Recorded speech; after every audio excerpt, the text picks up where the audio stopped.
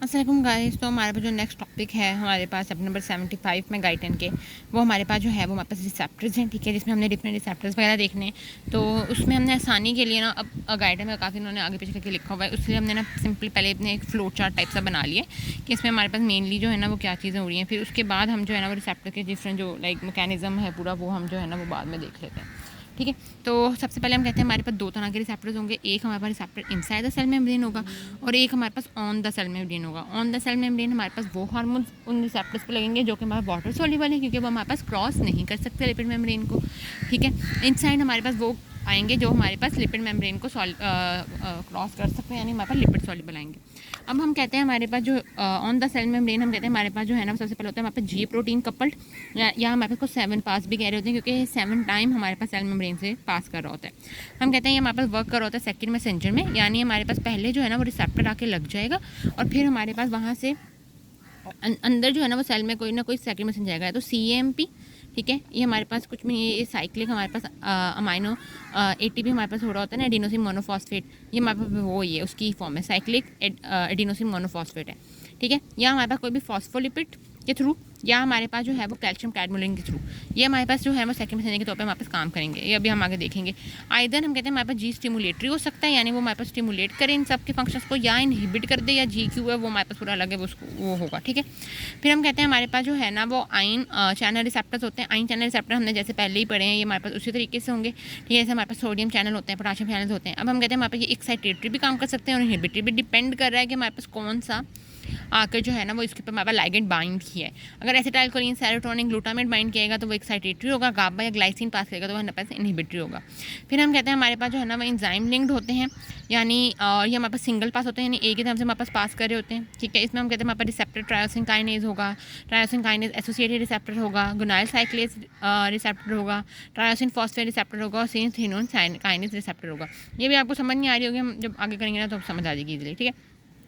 Inside the cell हम कहते हैं हमारे पास साइटोप्लाज्म में या तो बाइंड कर सकता है, या हमारे पास न्यूक्लियस के अंदर जाके हमारे पास जो है ना वो हमारे पास लाइगेंड बाइंड कर सकता है। तो साइटोप्लाज्म में हम याद कर सकते हैं STD यानी steroid hormone T3 and vitamin D, ये साइटोप्लाज्म में होंगे इसके रिसेप्टर्स, और न्यूक्लियस में हमारे पास रिसेप्टर T4 के रेटिनॉइड्स से होंगे, ठीक है।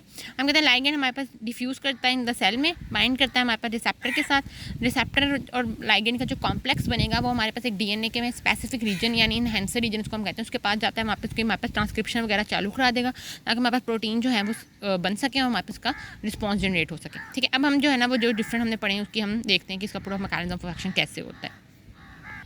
अच्छा, अब हम जो है ना वो हमें देखना है हमारे पास सबसे पहले जो जी प्रोटीन कपल था उसमें हमारे पास 7 पास था, ठीक है।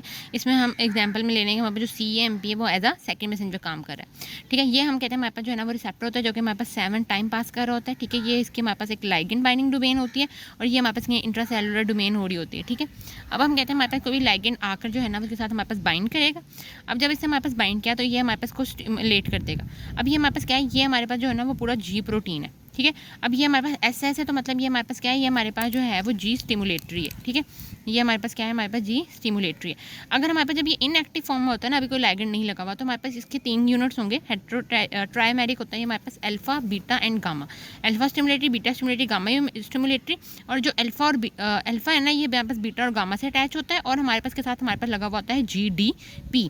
लेकिन जब हमारे पास इसको जो है ना ये एक्टिवेशन हो जाती है इसकी थ्रू द लाइगेंड, ये हमारे पास क्या होता है कि जो बीटा और गामा ये अलग अलग हो जाते हैं, अल्फा बिल्कुल अलग हो जाएगा और अल्फा में जो GDP है ना वो हमारे पास कन्वर्ट हो जाएगा GTP में। अब हमारे पास जो अल्फा और GTP का हमारे पास होगा ना जिसको हम कहें कॉम्प्लेक्स टाइप सा, ये हमारे पास स्टिमुलेट करता है एडेनाइल साइक्लेज को, ठीक है। उसके हमारे पास जाके एक्ट करेगा और एडेनाइल साइक्लेज की एक्टिविटी को क्या करेगा, इंक्रीज कर देगा। एडेनाइल साइक्लेज की क्या एक्टिविटी है, एडेनाइल साइक्लेज हमारे पास ATP को CAMP में कन्वर्ट कर रहा होता है, एडिनोसिन ट्राइफॉस्फेट को साइक्लिक एडिनोसिन मोनोफॉस्फेट में कन्वर्ट कर रहा होता है। अब हम क्या कहते हैं, ये इसकी क्या करेगा, कन्वर्जन को हमारे पास जो है ना वो ज़्यादा कर देगा, ठीक है। ये हमारे पास कन्वर्जन को ज़्यादा करेगा क्योंकि एडेनाइल साइक्लेज की ओवरऑल एक्टिविटी क्या है, ज़्यादा होगी, क्योंकि अल्फा स्टिमुलेटरी ने इसको स्टिमुलेट किया है। अब जो CAMP हमारे पास ज़्यादा हुआ है, ये ज़्यादा से ज़्यादा प्रोटीन काइनेज A को हमारे पास स्टिमुलेट करेगा। A स्टैंड फॉर के हमारे पास ये AMP है ना, इससे हमारे पास ये A है।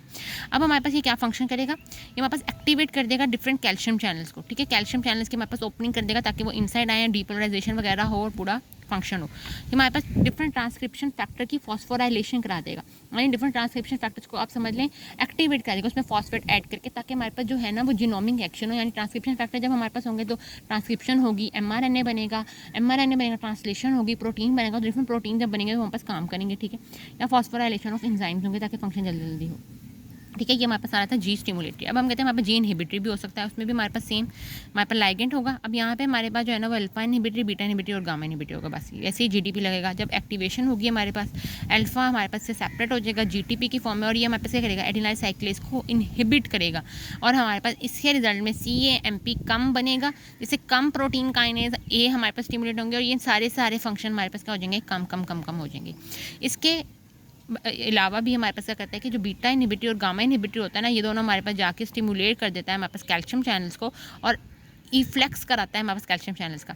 यानी अगर हम देखें तो हमारे पास क्या कर रहा है, पॉजिटिविटी को हमारे पास जो इनहिबिटरी है ना वो पॉजिटिविटी को क्या कर रहा है, कम कर रहा है, और अंदर हाइपोपोलराइजेशन कर रहा है बाय के चैनल्स भी, और एक्टिवेट कर रहा है हमारे पास कैल्शियम चैनल्स को भी कम कर रहा है, एक्टिवेशन ऑफ कैल्शियम चैनल्स, ताकि हमारे पास इन्फ्लक्स ना हो सके। तो हमारे पास ये ओवरऑल जो हमारे पास इनहिबिटरी है ना, ये हमारे पास हाइपरपोलराइजेशन करा रहा है, जबकि स्टिमुलेटरी हमारे पास डीपोलराइजेशन करा रहा है, ठीक है।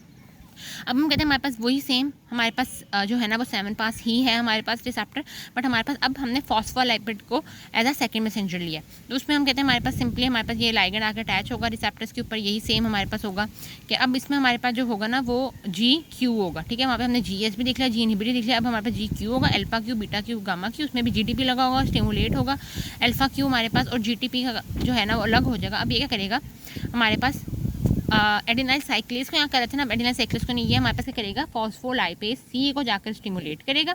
फॉस्फोलाइपेज C हमारे पास क्लीवेज करेगा फॉस्फोलिपिड इनोसिटोल, ठीक है। जो भी हमारे पास जो फॉस्फोलिपिड होगा ना हमारे पास जो सेल मेम्ब्रेन में होता है, उसको हमारे पास जो है ना वो क्लीव करेगा, और डायसाइग्लिसरॉल और हमारे पास इनोसिटाइल ट्राइफॉस्फेट के अंदर हमारे पास कन्वर्ट कर देगा।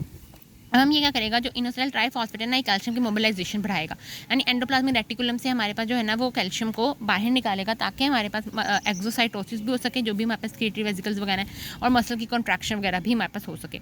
इसके अलावा जबकि हमारे पास जो डायसाइग्लिसरॉल है वो प्रोटीन काइनेज C को हमारे पास इनएक्टिव जो हमारे पास फॉर्म होगी उसको protein kinase C active form में कन्वर्ट कर देगा, ताकि वो हमारे पास डिफरेंट प्रोटीन की फॉस्फोराइलेशन करे और वो हमारे पास फंक्शन कर सके, ठीक है। अब थर्ड हम कहते हैं हमारे पास जो है ना वो कैल्शियम कैडमोलिन है। इसमें हम कहते हैं हमारे पास बिल्कुल ये कैल्शियम हमारे पास बाहर आ गया था, ठीक है, यहाँ से हमारे पास कैल्शियम अंदर आ रहा था। जो भी हमारे पास कैल्शियम अंदर आ गया ना, उसके बाद अब हमारे पास एक कॉम्प्लेक्स होता है जिसको कहते हैं कैडमोलिन, जो 4 के पास पॉकेट्स होते हैं, इसके अंदर हमारे पास वो कैल्शियम बाइंड कर रहा होता है, ठीक है। अब हम कहते हैं हमारे पास कैल्शियम जब बाइंड हो गया, अगर इसकी 3 पॉकेट्स भी फुल होगी ना तो ये हमारे पास एक्टिव हो जाएगा। जब ये हमारे पास एक्टिव होगा तो ये हमारे पास जो है वो एक्टिवेशन या इनहिबिशन कराएगा हमारे पास डिफरेंट प्रोटीन काइनेज वगैरह की। एक हमारे पास जो में फंक्शन हमारे पास हो रहा होता है कि वो मायोसिन लाइट चेन काइनेज जो होता है उसको स्टिमुलेट कराता है, और हमारे पास क्या कराता है, फिर स्मूथ मसल की कॉन्ट्रैक्शन करा रहा होता है, ठीक है। अब ये हमारे पास जो सारे के सारे थे ये हमारे पास G प्रोटीन कपल थे, जिसमें हमने देखा कि हमारे पास एक ही सारा है, लेकिन हमारे पास सेकंड मैसेंजर 3 तरह के हमारे पास हो सकते हैं, फॉस्फोलिपिड, कैल्शियम कैडमोलिन और हमारे पास CAMP डिफरेंट में एक्ट करेंगे, और हमारे पास यहाँ पे जो है ना वो हमारे पास फंक्शन करवाएंगे।